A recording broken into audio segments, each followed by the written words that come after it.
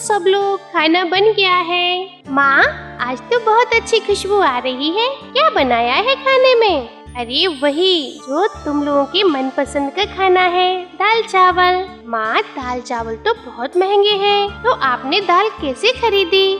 आज जब मैं आम बेचकर घर आ रही थी तो वह रास्ते में एक बड़ा सा घर बन रहा था। वहाँ एक मजदूर की कमी थी। लकड़ी उठाने के लिए मैं चली गई। लकड़ी उठाने के बदले में मुझे 100 रुपए मिले थे, तो उसी से मैं तुम दोनों के लिए दाल चावल ले आई। तुम लोगों को रोज रोज सूखा खाना खाते हुए देखकर मुझे बहुत दुख होता था। माँ, हम तो सूखा दाना खाकर भी खुश हैं। आपको हमारे खाने के लिए इतनी मेहनत करने की जरूरत क्या है? जिस उम्र में आपको आराम करना चाहिए, उस उम्र में आप हम लोगों का पेट पालने के लिए कितनी मेहनत करती हैं मम्मा। पगली, मैं मेहनत नहीं करूँगी तो और कौन करेगा?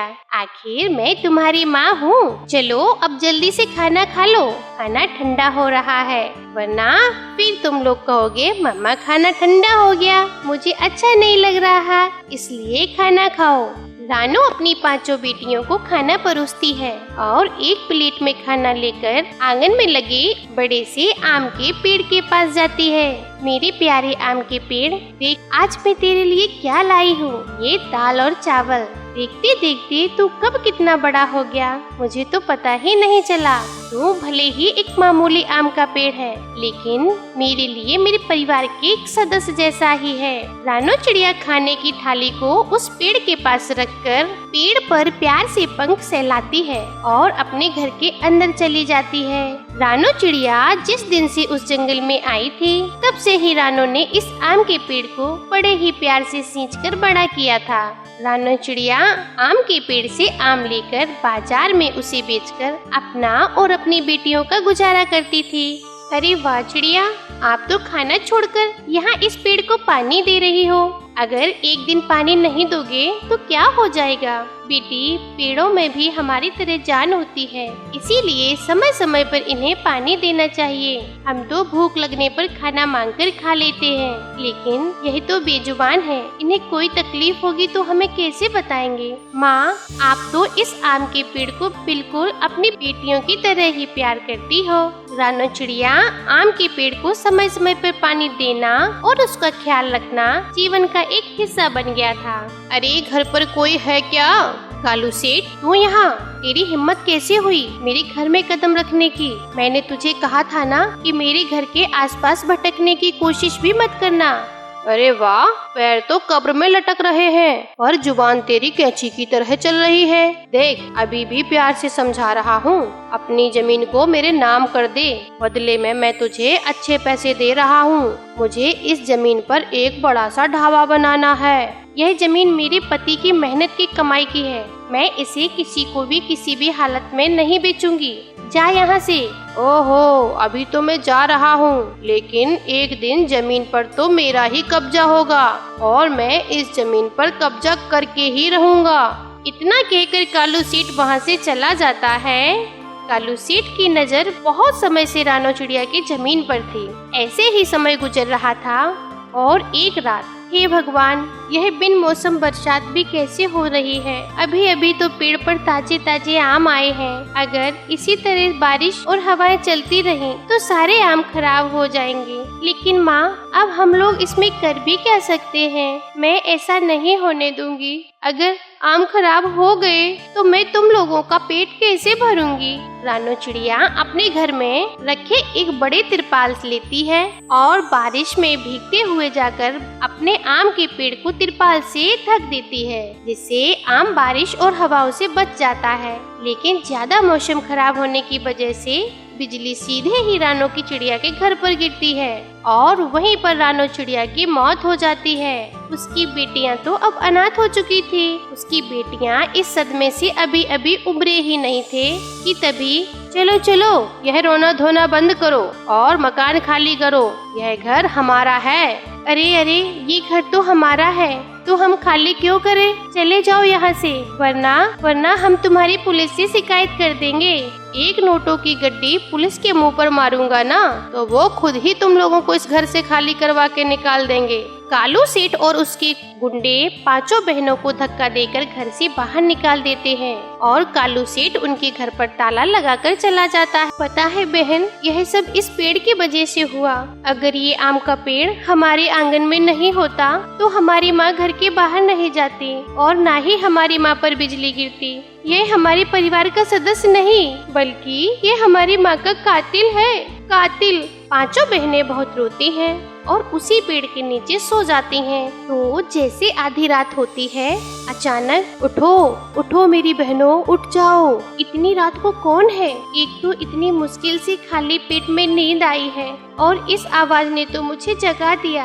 अनजानी आवाज सुनकर पांचों बहनें उठ जाती हैं। कौन हो तुम? हमारे सामने आओ, वरना हम तुम्हें नहीं छोड़ेंगे। तभी वो देखती हैं कि उस आम के पेड़ से एक चमकदार रोशनी आ रही थी और पेड़ बोलता है। अरे अरे दीदी, ये पेड़ तो बोलता है। और पेड़ बोलता है, ये मैं हूँ जादुई आम का पेड़। ये क्या? यह बेजुबान पेड़ तो बोल रहा है। मैं कोई साधारण पेड़ नहीं हूँ बल्कि एक जादुई आम हूँ। मैं तुम्हारी माँ ने मुझे बचपन से लेकर अभी तक बड़े होने में मुझे बहुत प्यार से सींचा है। हर दिन वो मेरे लिए खाना लेकर आती थी। हमेशा उन्होंने मुझे अपने बेटे की तरह प्यार किया था। लेकिन मेरी खातिर मेरी आंखों के सामने ही उनकी मौत हो गई और मैं कुछ नहीं कर पाया। लेकिन आज जब कालू सेठ तुम लोगों पर अत्याचार किया और तुम्हें घर से बेघर कर दिया तो मैं खुद को नहीं रोक पाया। मैं तुम लोगों की मदद करना चाहता हूँ। बताओ मैं तुम लोगों के लिए क्या करूँ? हम तो अपना पेट मेहनत मजदूरी करके भर लेंगे, लेकिन हमारे पास रहने के लिए कोई जगह नहीं है। हमें अपना एक घर दे दें। ठीक है, मैं अपने जादू से एक आम के घर बना देता हूँ। और एक बात याद रखना, यह एक जादुई आम का ही घर होगा जो रात में ही केवल खुलेगा और सुबह होते ही बंद हो जाएगा। सुबह होते ही मैं आम का पेड़ बन जाया करूँगा और रात होते ही मैं घर बन जाया करूँगा। इतना कहते ही वो आम का पेड़ देखते ही देखते एक सुंदर से घर में बदल जाता है। इसके बाद पांचों बहनें उस आम के घर में अंदर चली जाती हैं और आराम से रात गुजारती हैं। फिर सुबह होते से वह फिर से एक आम का पेड़ बन जाता है। एक रात, बहुत भूख लगी है, कुछ खाने को दे दो ना। कुछ भी नहीं खाया है, मालिक ने दिहाड़ी भी नहीं दी है। कह रहा था कल ही दिहाड़ी देंगे। वो रोज ऐसा करता है। मेहनत मजदूरी करके भी हम 2 वक्त की रोटी नहीं खा पा रहे हैं। काश हमारे पास खाने के लिए कुछ होता। इतना बोलते ही उनके सामने खाने की 5 थालियां आ जाती हैं। यह देखकर पांचों बहनें बहुत खुश होती हैं और पेट भरकर खाना खाती हैं। ऐसे ही दिन गुजरते गए। लेकिन एक रात ये क्या हुआ? सुबह जब आया था तो यहाँ तो एक आम का पेड़ था और रात में आया तो ये आम का घर। इसके अंदर तो रानों की बेटियां सो रही हैं। लगता है इसकी बेटियों को काला जादू आता है। कालू सेठ अपने गुंडों के साथ पांचों बहनों के आम के घर में घुस जाता है। ओहो, तो तुम लोगों को काला जादू करना भी आता है। तुम्हारी हिम्मत कैसे हुई मेरी इस जमीन पर आम का घर बनाने की? रहने दो कालू सेठ के इतना बोलते ही अचानक उन गुंडों पर आम की गुठलियों की बौछार होने लग जाती है। लगातार आम की गुठली उन पर पड़ती रहती है, जिससे वह सभी घायल हो जाते हैं और कालू सेठ अब अपने गुंडों के साथ वहां से भाग जाता है। जो जैसा करता है वैसा भरता है। हमारी माँ के अच्छे कर्मों की वजह से हमें यह जादुई आम का घर मिला है और आज जादुई आम के घर की वजह से हम लोग बच गए। अब गुड़िया चिड़िया और उसकी बहनें उस जादुई आम के घर में खुशी खुशी रहने लगती हैं। गुड़िया और उसकी मम्मा टूनी चिड़िया घर पर बैठी हुई थी कि तभी दरवाजे पर दस्तक होती है। गुड़िया दरवाजा खोलती है। सामने अपनी नानो को देखकर गुड़िया तो बहुत खुशी से चीख पड़ती है, नानो! अरे मेरी नानो! मम्मा देखो, नानो आई है। मेरी गुड़िया, मैं अपनी गुड़िया बेटी से बहुत उदास थी। गुड़िया अपनी नानो को घर के अंदर लाती है। गुड़िया बेटी, ये लो पैसे और जल्दी से कबूतर चाचा की दुकान से आधा लीटर दूध लेकर आओ। गुड़िया मेरी बेटी, जल्दी आना दूध लेकर, मैं बहुत थकी हुई हूँ। माँ मैं आपको चाय के साथ सर दर्द की भी गोली दे दूंगी, फिर देखना सर का दर्द मिनटों में दूर हो जाएगा। गुड़िया अपनी बाल्टी लेकर कबूतर चाचा की दुकान से दूध लेने चली जाती है। रास्ते में गौरी कौवी का घर था। उसका शरारती बेटा जग्गू कौवा घर के बाहर ही बैठा हुआ था। जब गुड़िया जग्गू के घर के सामने से गुजरने लगती है तो जग्गू उसे रोक लेता है। जग्गू मुझे जाने दो, मेरी नानू आई है, मुझे दूध लेकर जल्दी घर जाना है। अरे अरे गुड़िया, दूसरी तरफ से गुजरो, मैंने तुम्हें कितनी बार कहा है कि हमारे घर के सामने वाले रास्ते से ना गुजरा करो। अरे ये तो रास्ता है, सभी बच्चे इसी रास्ते से गुजरते हैं। मम्मा मम्मा जल्दी बाहर आएं, देखें टूनी चिड़िया की बेटी हमारे घर के सामने से गुजर रही है। जग्गू की मम्मा तो जग्गू से भी 2 कदम आगे थी। वह बाहर आती है। तेरी चोटी मरोड़ दूंगी मैं, चल चल वापस हो और दूसरे रास्ते से जा।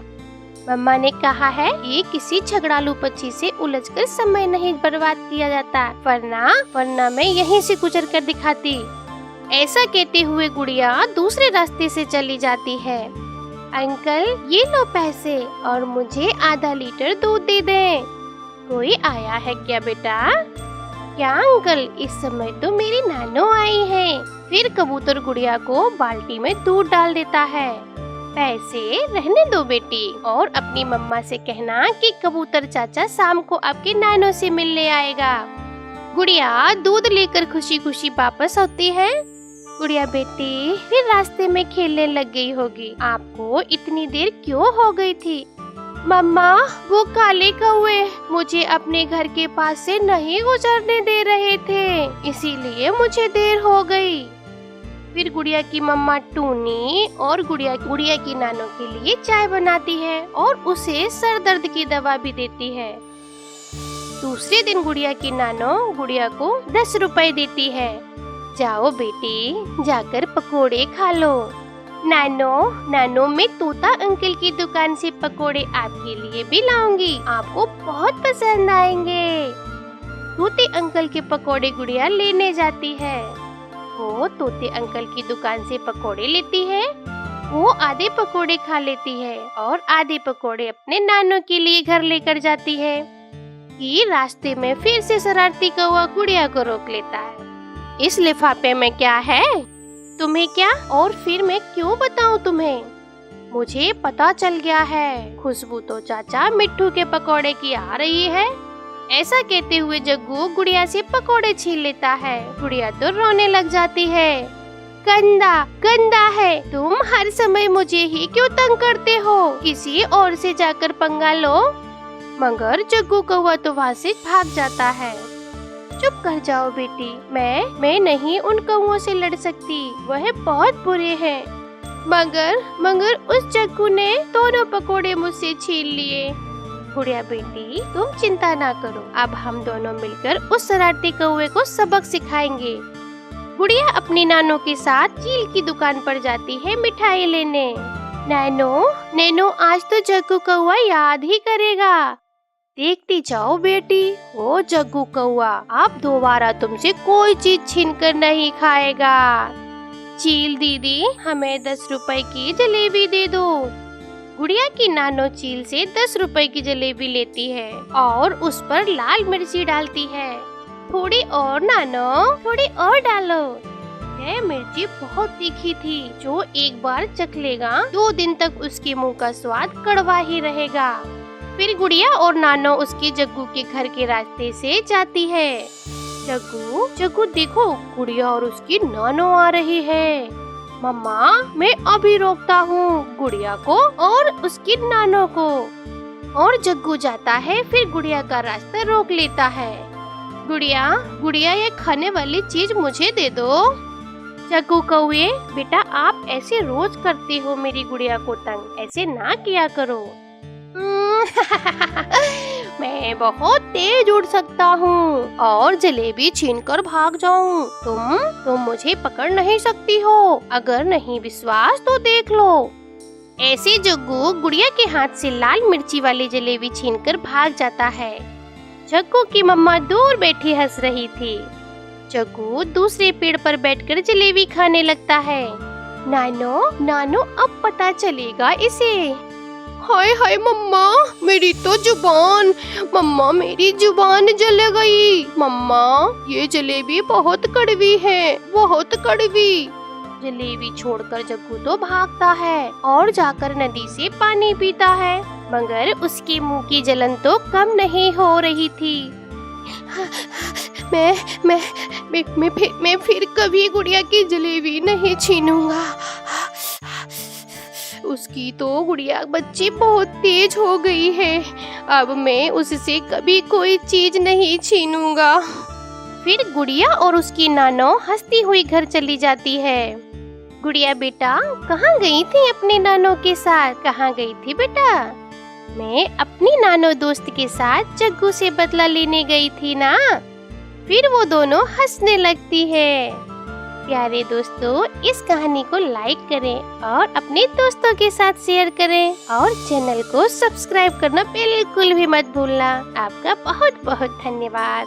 मम्मा चिड़िया और पापा चिड़ा आज बहुत खुश है क्योंकि उनके अंडे से बच्चा निकल आया था। मम्मा चिड़िया सभी पक्षियों के घर मिठाई लेकर जाती है। चिड़िया बहन, ये मिठाई किस खुशी में है? हरियाली, मेरे अंडे से बच्चा निकल आया है और आज हम बहुत खुश हैं। हरियाली चिड़िया को बधाई देती है और फिर चिड़िया वहाँ से चली जाती है। कबूतर और गौरी के घर भी चिड़िया मिठाई देती है। ऐसे ही कुछ दिन गुजर जाते हैं। कुछ दिनों बाद मम्मा चिड़िया थोड़ी परेशान हो जाती है। कुकू के पापा, मुझे ऐसा लग रहा है जैसे हमारे बच्चे के पंख बहुत कमजोर हैं। ये तुम्हारा वहम है। जैसे जैसे हमारा बेटा बड़ा होगा पंख मजबूत होते जाएंगे। मम्मा, मेरे पंखों में दर्द है और टांगे भी बहुत कमजोर हैं। कुकू बेटा, आप बहुत बनते हो। आपकी मम्मा तो ऐसे ही बोल देती हैं। आप खुद को कमजोर ना समझो। फिर कुछ दिनों बाद मम्मा चिड़िया और पापा चिड़ा अपने बेटे को साथ लेकर ऊंचे पेड़ की तरफ जाते हैं। ऊंचा पेड़ वो था जहाँ जंगल के सारे पक्षी अपने बच्चों को उड़ना सिखाया करते थे। फूलों की टोकरी में रखे हुए मम्मा और पापा अपने बेटे को लेकर ऊंचे पेड़ के पास पहुँच जाते हैं। गौरी बहन, आप यहाँ क्या कर रही हो? मैं अपने बेटे को उड़ना सिखाने के लिए यहाँ लेकर आई हूँ। आज पहली बार मेरा बेटा उड़ना सीखेगा। और हम भी अपने बेटे को उड़ना सिखाने के लिए यहाँ लेकर आए हैं। पहले मैं आई हूँ और पहले मैं अपने बेटे को उड़ना सिखा लूँ, फिर तुम बाद में सिखाना।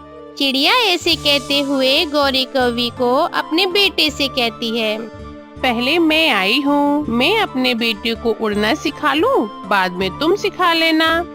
ऐसे कहते हुए गौरी कौवी अपने बेटे से कहती है, पहले लंबी सांस लो बेटे जग्गू और फिर अपने पंख फैलाकर आहिस्ता आहिस्ता हवा में तैरना शुरू करो और जब नीचे जाने लगो तो अपने पंख को पूरी ताकत से फड़फड़ाना। आप चिंता ना करें मम्मा, मैं ये सब अच्छे से करूँगा। और फिर जग्गू लंबी सांस लेता है और हवा में कूद जाता है। वह हवा में तैरता हुआ थोड़ा आगे थोड़ा नीचे नीचे जाता है और फिर आहिस्ता आहिस्ता हवा में उड़ने लगता है। मम्मा आ जाए, आप भी मेरे पीछे पीछे जाए। गौरी कौवी भी अपने बेटे के पीछे पीछे खुशी खुशी चली जाती है। यह सब बहुत जल्दी जल्दी होता है। कुकू बेटा, देखो जग्गू ने भी पहली बार में उड़ना सीख लिया है। अब हमारा बेटा भी ऐसे हवा में उड़ेगा। कुकू बेटा, आपको मालूम है ना कि कैसे उड़ना है? हाँ मम्मा, पहले लंबी सांस और फिर अपने पंख हवा में फैलाकर आहिस्ता आहिस्ता तैरना है। फिर कुकू हवा में कूदता है मगर वह आगे बढ़ने की बजाय सीधा जमीन की तरफ गिरने लगता है। इधर कुकू के पापा, मेरा बेटा देखो ना नीचे गिरा जा रहा है। तब तक पापा चिड़िया समय लगाए बिना ही तेजी से नीचे उड़ते हुए अपने बेटे के नीचे आकर उसे अपने ऊपर बिठा लेता है। पापा चिड़िया फिर से अपने बेटे को ऊंचे पेड़ पर लेकर जाता है। कुकू बेटा, देखो तुम्हारे सामने जग्गू कौवे ने उड़ना सीखा है। क्या तुम नहीं चाहोगे कि आप भी हवा में उड़ना सीखो? पापा, मेरे पंख मेरा साथ नहीं दे रहे हैं। जब मैं अपने पंख हवा में फैलाता हूँ तो थक जाता हूँ। कुकू के पापा, आज हम घर वापस जाते हैं। बाकी का काम हम कल फिर से करेंगे। मम्मा चिड़िया और पापा चिड़ा फिर से अपने बेटे को फूलों की टोकरी में रखकर अपने घर लौट जाते हैं। शाम को गौरी कौवी उसके घर आती है। चिड़िया, क्या तुम्हारे बेटे ने उड़ना सीख लिया है? नहीं गौरी बहन, मेरे बेटे के पंख है ना, वो थक जाते हैं। तुम ऐसा करो, इसके पंखों पर गरम पट्टी बांधो और इसे घर से बाहर ना निकलने देना, क्योंकि धूप से बचाना होगा। और फिर तुम अपने बेटे को फिर से कोशिश कराना, देखना तुम्हारा बेटा उड़ सकेगा। गौरी चली जाती है और मम्मा चिड़िया अपने बेटे के पंखों पर पट्टी बांध देती है। पापा चिड़िया भी भोजन लेकर आ जाता है। कुकू की मम्मा कुकू के पंखों पर पट्टी क्यों बांधी है? अरे, गौरी कौवी ने बताई थी। उसी ने कहा था कि पट्टी पंखों पर बांध देना और उसे धूप में नहीं निकलने देना। इसके बाद तुम्हारा बेटा उड़ सकेगा, इसलिए मैंने ऐसा किया है। अच्छा ठीक है। मम्मा, पट्टी से मेरे पंखों में दर्द होने लगा है। ऐसे ही दिन गुजर जाते हैं। मम्मा चिड़िया और पापा चिड़ा फिर से अपने बेटे को ऊंचे पेड़ पर लेकर जाते हैं, मगर आज भी वह उड़ नहीं पाता। वो जैसे ही छलांग लगाता है नीचे गिरने लगता है। पापा चिड़िया फिर से अपने बेटे को उठा लेता है और बहुत निराश होकर वह फिर से अपने घर लौट आते हैं। घर में कुकू की नानो आई हुई थी। आप सब कहाँ गए हुए थे बेटा? माँ, कुकू को उड़ना सिखाने के लिए हम ऊंचे वाले पेड़ पर गए थे, मगर कुकू इस बार भी उड़ नहीं सका। अरे, किसी डॉक्टर को दिखाया है क्या? नहीं माँ, अभी तक तो नहीं दिखाया। गौरी कवि ने कहा था कि इसके पंखों पर पट्टी बांध दो और उसे धूप में नहीं निकलने देना। बेटी, ये सब घरेलू टोटके आजमाने से पहले हमें जरूर किसी डॉक्टर से मिलना चाहिए। हो सकता है कुकू में किसी विटामिन की कमी हो। तो फिर हम आज ही कुकू को बुलबुल डॉक्टर के पास लेकर जाते हैं। फिर मम्मा और पापा चिड़िया फूलों की बनी हुई टोकरी उठाते हैं जिसमें कुकू बैठा हुआ था और वो बुलबुल डॉक्टर के पास लेकर जाते हैं। आप तो ऐसे ही परेशान हैं। आपके बेटे में विटामिन डी की कमी है। इसे दिन में 2 घंटे धूप में बिठाया करो। हर रोज दूध दिया करो और अंडा दिया करो। ऐसा करने से विटामिन डी की कमी पूरी हो जाएगी। मगर गौरी कवि ने कहा था कि इसे धूप में नहीं निकलने देना। अरे, वो क्या डॉक्टर है? ऐसे ही घरेलू टोटके आजमाने से कई पक्षी सारी जिंदगी के लिए अपाहिज हो जाते हैं। कोई भी मामला घर पे ऐसा हो तो सबसे पहले डॉक्टर से मिलना चाहिए। हम शर्मिंदा हैं बुलबुल डॉक्टर। ये हमारी ही गलती है कि हम पहले आपके पास नहीं। माँ, आपने ठीक ही कहा था। कुकू में विटामिन डी की कमी है, फिर तो इसे दूध अंडा देना ही होगा। हाँ माँ, इसे हर रोज 2 घंटे धूप में भी बिठाना होगा। फिर मम्मा चिड़िया और पापा चिड़ा उस दिन के बाद हर रोज अपने बेटे को 2 घंटे के लिए घर के बाहर धूप में लेकर बैठने लगे। पापा चिड़िया अपने बेटे के लिए अंडा भी लेकर आता था और मम्मा चिड़िया कबूतर की दुकान से दूध लेकर आती थी। 5 दिन ही हुए थे कि कुकू खुद में बहुत ताकत महसूस करने लगा था। मम्मा, चलें? कहाँ बेटा? मम्मा, ऊंचे पेड़ की तरफ। मुझे महसूस हो रहा है कि अब मैं उड़ सकूंगा। मेरा बेटा जरूर उड़ेगा। मम्मा और पापा चिड़िया अपने बेटे को ऊंचे पेड़ पर लेकर जाते हैं। कुकू लंबी सांस लेता है और छलांग लगाता है, मगर आज तो कुकू नीचे जाने की बजाय पूरा पंख फैलाकर ऊपर ही बढ़ता जाता है। और फिर थोड़ी देर बाद कुकू अच्छे से उड़ने लगता है। जिसे देखकर मम्मा चिड़िया और पापा चिड़ा बहुत खुश होते थे। पापा चिड़िया अपने बेटे को नीचे नीचे और मम्मा चिड़िया अपने बेटे के ऊपर ऊपर उड़ने लगते हैं, मगर कुकू उन दोनों से आगे निकल जाता है। प्यारे दोस्तों, इस कहानी से हमें सीख मिलती है कि कोई भी बीमारी हो या कोई भी प्रॉब्लम हो तो सबसे पहले डॉक्टर से मिलें, ना कि घरेलू टोटके करें, क्योंकि डॉक्टर तो हमेशा से ही हमें बेहतर गाइड कर सकते हैं। आपका धन्यवाद। रानो चिड़िया ने खून पसीने की कमाई से अपनी बेटी को खूब पढ़ाया लिखाया, लेकिन दुखों का पहाड़ तो उस दिन टूटा जब गुड़िया को कहीं नौकरी नहीं मिली।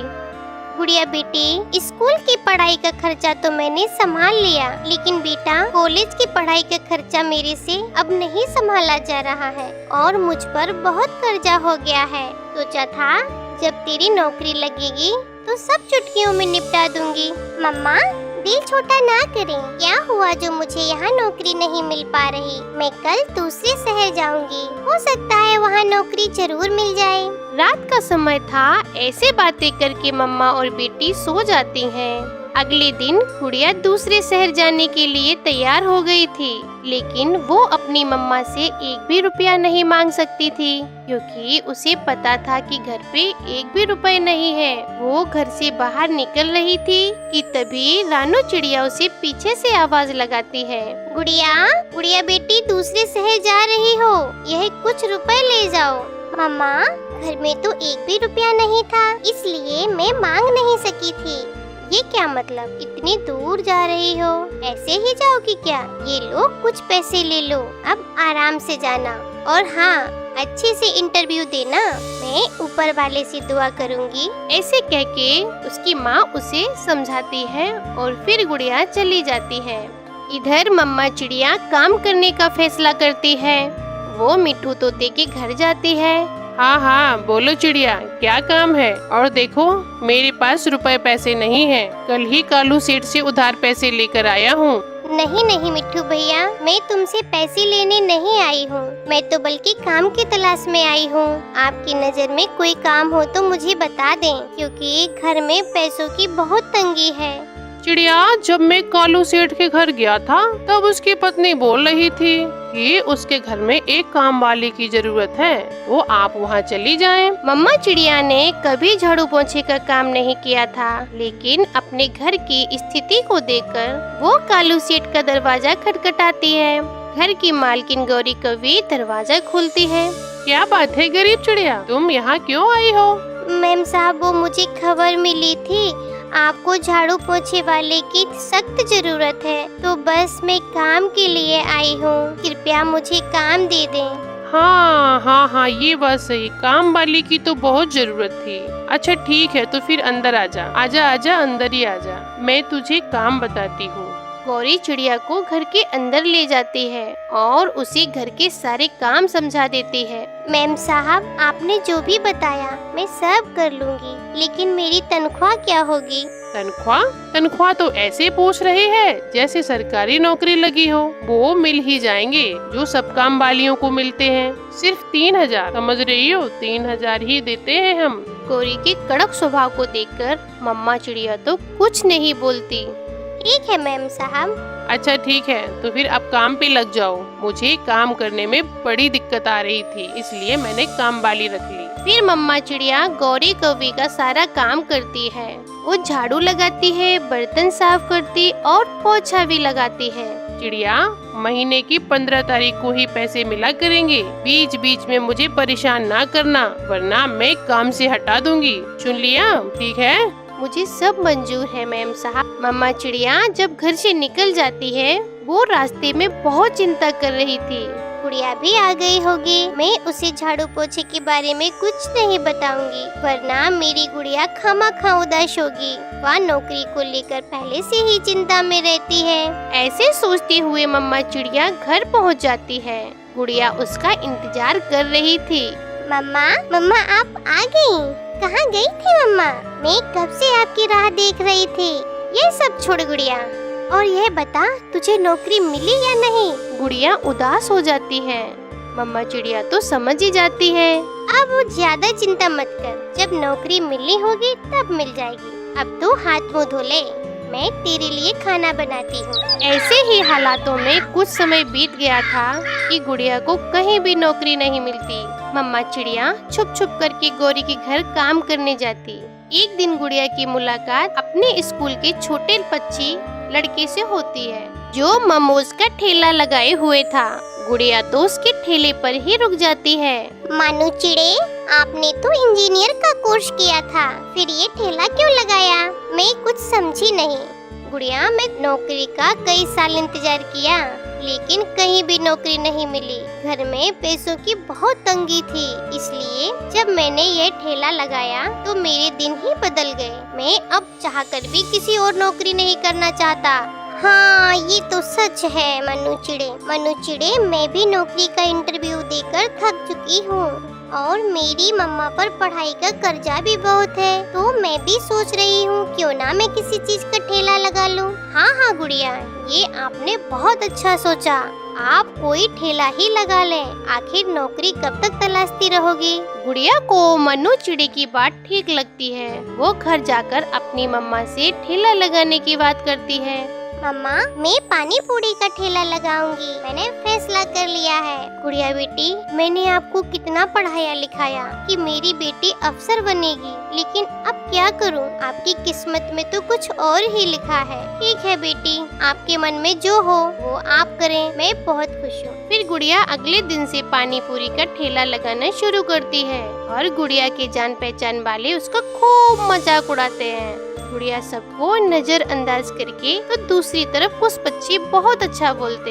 ये देखो बीटेक पानी पूरी वाली गुड़िया, इस बच्ची के गोलगप्पे खाते हैं, बेचारी की बिक्री हो जाएगी। गुड़िया, हमारे लिए जल्दी से पानी पूरी खिलाओ। ठीक है अंकल जी, मैं अभी सबको खिलाती हूँ। गुड़िया कबूतर और उसके दोस्तों को गोलगप्पे खिलाती है। तभी दूसरे पंछी भी आ जाते हैं। गौरी, ये देखो बीटेक पानी पूरी वाली, चलो चलो थोड़े मजे लेते हैं इससे।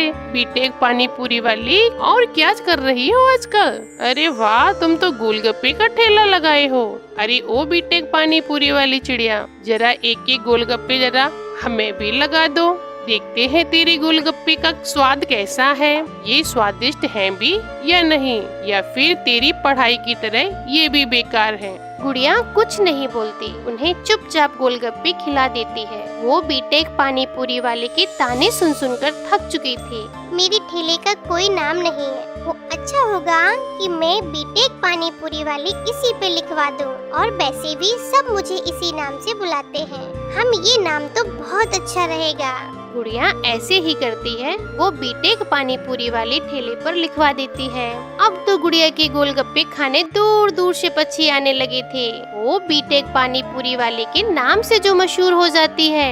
अब उसकी दिनों दिन हजारों की कमाई होती थी। वो बहुत खुश थी। मम्मा यह देखें, अब मुझे नौकरी की कोई जरूरत नहीं है और अब हम आपका भी काम जाना बंद करवा देंगे, क्योंकि मेरा ठेला ऊपर वाले के दिए से अच्छा चल रहा है। ये ले मम्मा, आज मेरी बिक्री पूरे 4000 रुपए की हुई है और अब दिन पे दिन बढ़ती ही रहेगी, क्योंकि दूर दूर के पक्षी आते हैं मेरे गोलगप्पे खाने। मम्मा चिड़िया तो 4000 लेकर बहुत खुश थी। वो समय के चलते सबका कर्जा चुका देती है और फिर झाड़ू पोछे का काम भी करना बंद कर देती है। ऐसे ही उनके लगातार दिन बदलते जाते हैं और वो जंगल के सबसे अमीर पंछी बन जाते हैं।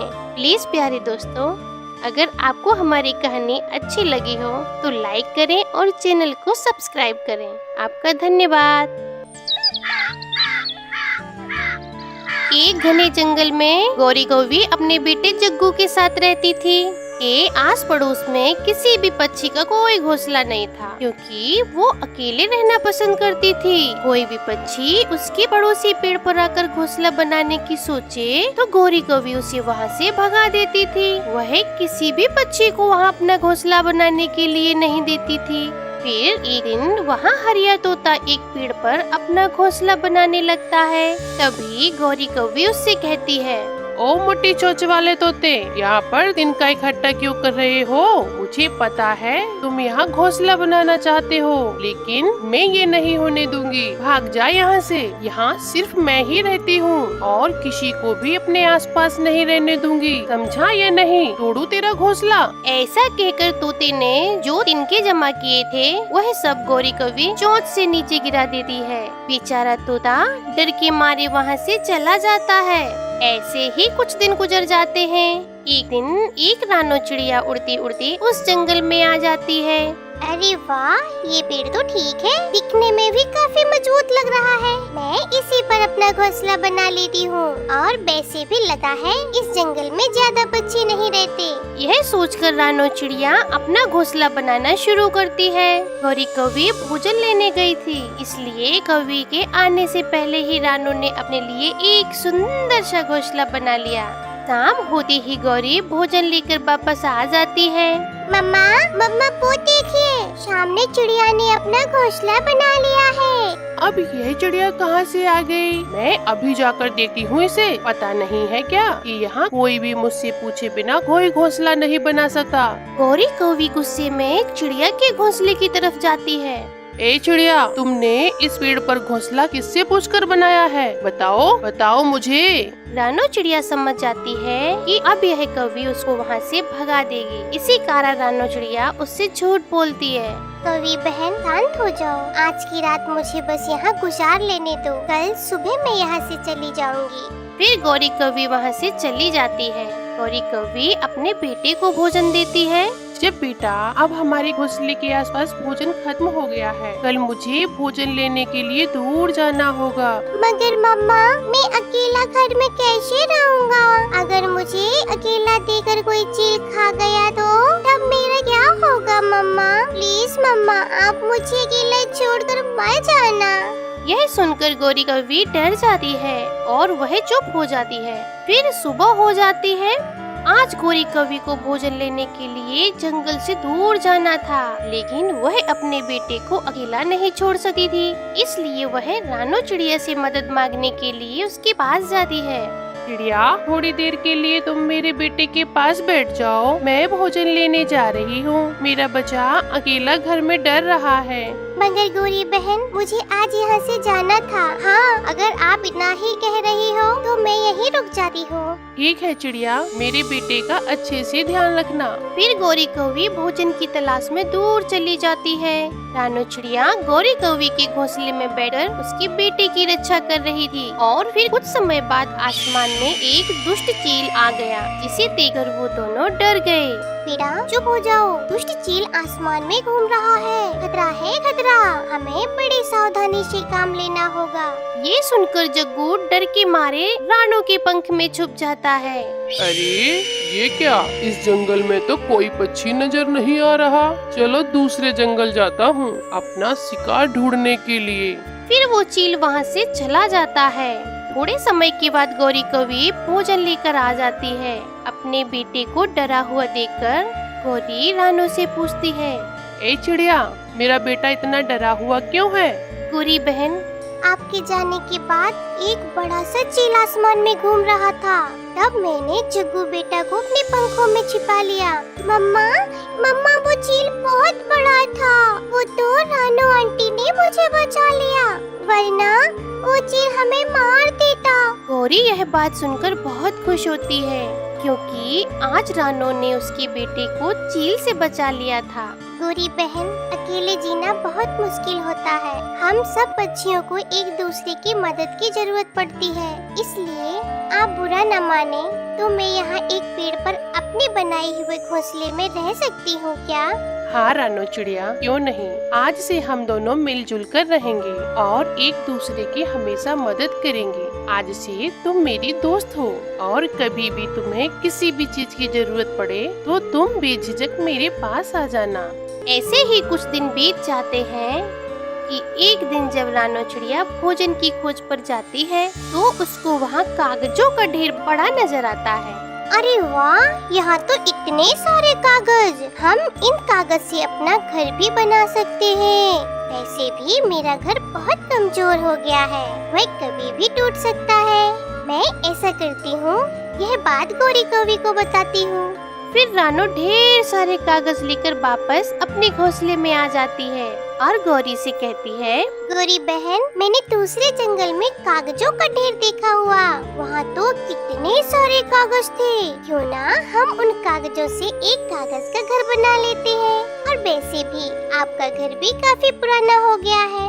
मगर चिड़िया, मुझे तो घर बनाना आता ही नहीं है। मैं तो घोंसला ही बहुत मुश्किल से बना पाई हूँ। कोई बात नहीं गौरी बहन, आप मुझे कागज ला कर देना। मैं उन कागजों से एक कागज का घर बना लूंगी और फिर दोनों ऐसा ही करते हैं। गौरी कागज लाकर रानो को देती है और रानो चिड़िया उन कागजों से एक बड़ा सा घर कागज का बना लेती है। अरे वाह रानो, तुमने तो बहुत ही सुंदर घर कागज का बनाया है। अब हम इसमें आराम से रह पाएंगे। अरे मम्मा, रानो आंटी अपने कागज का कितना सुंदर सा घर बना दिया। अगर बारिश हो गई तो यह घर तो पानी में गिर जाएगा और बह जाएगा। फिर हम क्या करेंगे?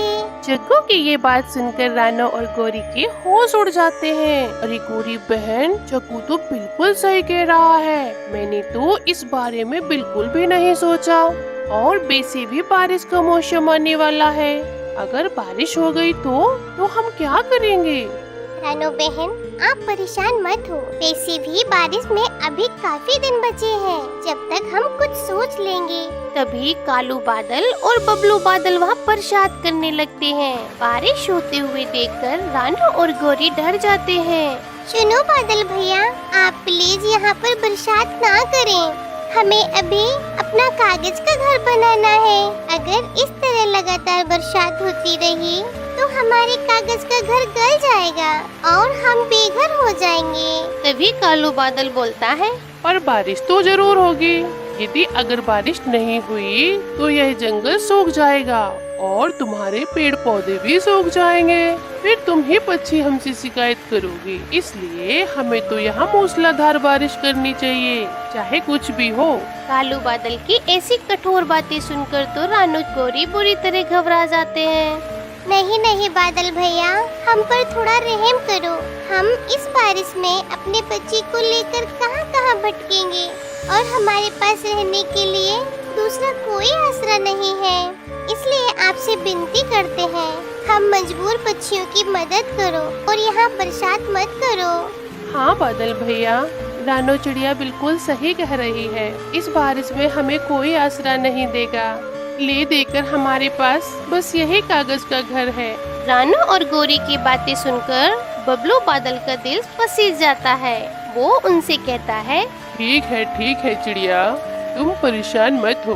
हम यहाँ बरसात नहीं करेंगे। तुम अपने बनाए हुए कागज के घर में आराम से रह सकती हो।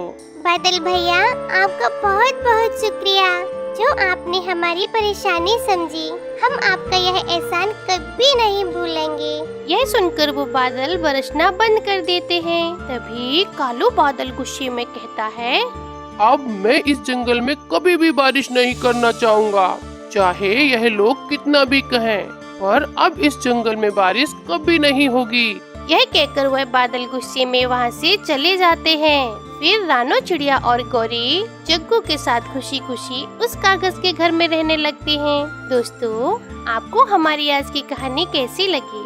हमारी कहानी को लाइक करें, कमेंट करें और अपनी राय दें। आपके कमेंट और लाइक से हमारे हौसले बढ़ते हैं। अगर आप हमारे चैनल पर नए आए हैं तो हमारे चैनल को सब्सक्राइब करना ना भूलें। आपका धन्यवाद।